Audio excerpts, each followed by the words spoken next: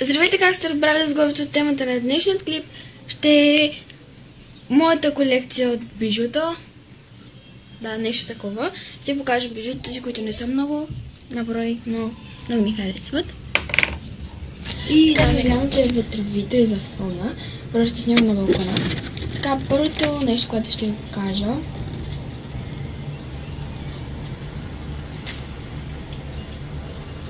са обиците ми, които не знам откъде са. Ето така изглеждат.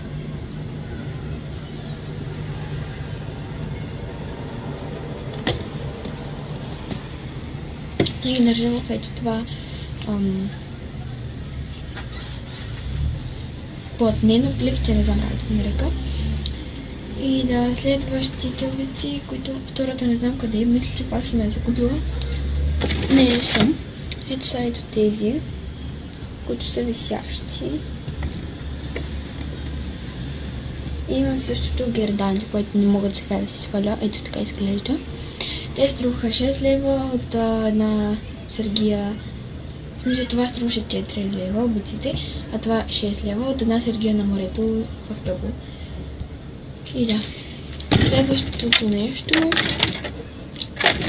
е ето тази гривничка, която е ливава и с сърчице. Купих също и когато се видим ще я дам.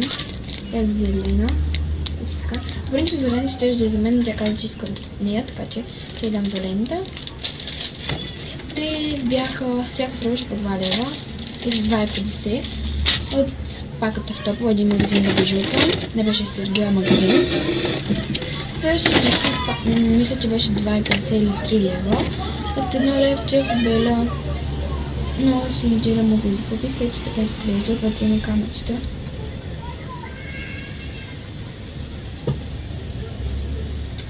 И да. Следващото нещо е това, което си взех от морето.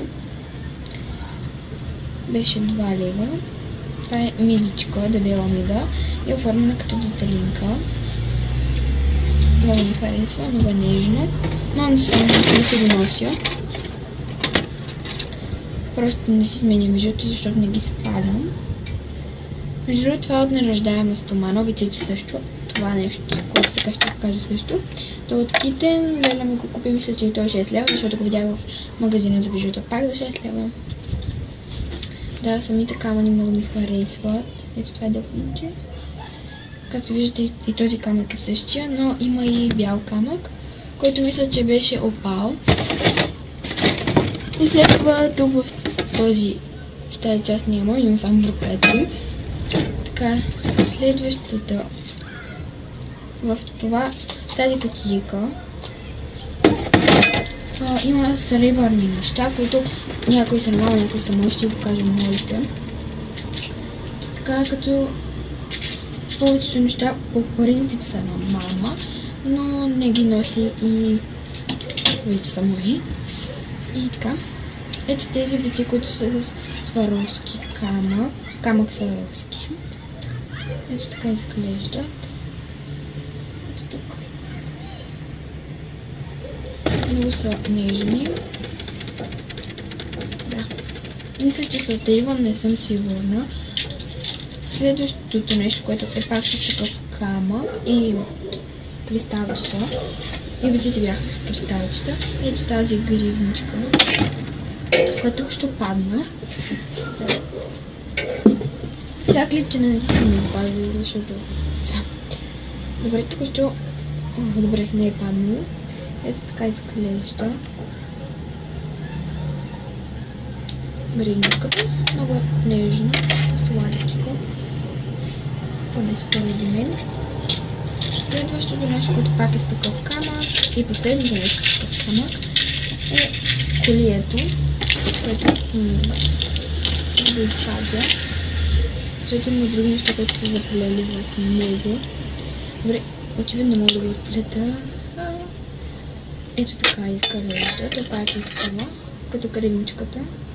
Много нежно, сладко.